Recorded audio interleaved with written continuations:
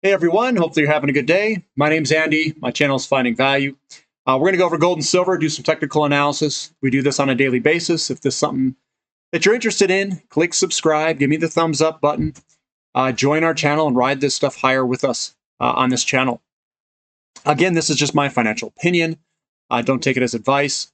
And we're going to jump right into it. So let's jump right into technical analysis. I'll give you my opinion.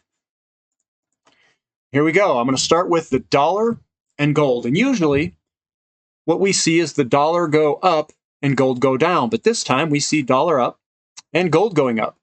I see that as a positive development showing the strength in gold. It's bucking the trend of a increasing dollar. Now here's the USD. This is what the USD looks like on a medium-term basis. It is moving on higher. It is outperforming the other currencies in the index. And it's moving on up, and it looks like it's going to continue its uptrend. Looking at the U.S. Treasury yield, here's yields breaking out of its downward resistance line. We hit it a couple times in here. We broke up. We could potentially backtest here and then move on higher. I think if we have good rates of inflation with increasing interest rates, it will create the conditions that are ripe for gold to move a lot higher.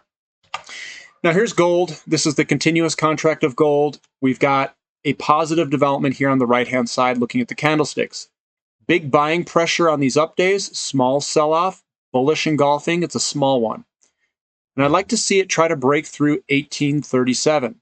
That's making a new high. And hopefully we can do that. Hopefully the buyers can muster up the strength to break through 1837. Over time, obviously, not in one day. Silver's still in the downtrend. It's still lagging behind. Hopefully that can break at any point here. I'm hoping. And here's platinum. Platinum breaking its downtrend line right here. Nice big buying pressure, small down days, big buying pressure. I like this setup here, the way this looks. I am a buyer, and I was a buyer down here of platinum. I bought some more physical ounces. I shared it on the channel when I did that. And I think it's still a good buy down here. Now looking at GDX, and this is all I'm going to say, is run, GDX, run! Like Forrest, run, Forrest, run. It's broken the downtrend line. We've got that broken. We've got a nice, good, strong candlestick today. Let's run, baby. Come on. Break out of here. Let's get my account moving upward for once, at least for the gold and silver mining companies. GDXJ looks fantastic. We broke the downtrend, popped up, pulled back a little, and then we finished strong today with a nice, good closing. GDXJ looks fantastic, guys. If you like GDXJ, now's the time, in my opinion, I'll call it start pulling triggers. But that's what I would do, not advice. Here's SILJ. Again, this thing broke the downtrend, pulled back for a little bit of a back test, and we bought it up today and finished pretty strong. So hopefully the momentum can continue. This is where I like to look for companies, is right here, right now is where I would be buying if it were me. And EXK is also exhibiting the same downtrend break and potential move to the upside. So that one looks good, and Mag Silver looks good from the candlestick patterns, bullish piercing, bullish engulfing, moving on up, and we've got nice big buying pressure days. And hopefully that continues to the upside. Newmont Corporation, we have a declining or descending wedge pattern. We've got nice big bullish candlesticks at the bottom here. This looks like it wants to go to the upside. This looks very good from a candlestick perspective and a pattern perspective. I think it's got a good likelihood of popping higher. And we've got Franco-Nevada. This one looks, it looks like we broke the downtrend line here. I didn't throw it in there. But Franco-Nevada, we broke the downtrend line. Looks like we're pausing just a little bit before moving higher. I'm guessing we can move higher here. Yes, it could chill out for a little bit, going sideways or pull down to this line, the downtrend line. But I think overall we're going to head higher eventually. And we're doing that with Sandstorm Gold on the royalty. Here's the downtrend line. We broke up, did a little back test, and we're starting to move higher again. Let's hope that the buying pressure can continue. First Majestic's doing the same thing, downtrend break, could potentially move higher at any point. And HEckler Mining, I think they released something. Their production wasn't as high. I said, what the heck? What the heckla, I guess. What the heckla? Minus 7.4%. I would see this as a buying opportunity, not as a selling opportunity when it turns around here.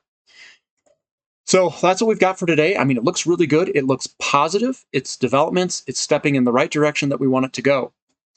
Now let's just hope it can continue. Let's hope if it hasn't broken out of your downtrend, let's hope it breaks. If it has broken out, let's hope it continues.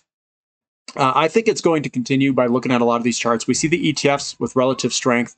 That's the best indicator of the overall sector of the ETFs. So individual companies, they can vary a little bit. Some can lag, some can lead. But the overall ETFs, they look pretty good to move on higher. So what I'm going to say is run GDX, run. Buy it up, baby. Let's get this thing running. I'm excited. I've been waiting very patiently. I have a lot of money riding on this. It's in some of my accounts, not all the accounts, but some of them. And I have a lot of physical precious metals as well. So I'd like to see those ratios start to split, move all over the place. That's where I start getting excited, because I'm playing the swapping game with ratios moving against each other. I don't really care about inflation, deflation. I don't care about any of those things. I just want the ratios to move against each other that I can swap back and forth. And it does take some time. It can take between 3 and 10 years usually for holding periods. So I think it's positive. I would be personally a buyer in a lot of these companies. That's what I would do. You guys can follow that, or you don't have to follow that. It's not advice. It's just my opinion. And I would be looking at companies like GDX, GDXJ. GDXJ looks very good. That'd probably be one I would be interested in. SILJ looks good. And the mid-size silver producers, mid to large silver producers like AG, EXK. EXK is probably my favorite of the group. I still own EXK. All my profits are riding in it. I did take my base money and bought REMX with it, rare earth metals. But I'm riding in this stuff with you guys. I've got a lot in mutual funds. So let's hope this takes off here. If you guys like the content, subscribe to the channel, give me a thumbs up, and thank you for listening. This is Finding Value.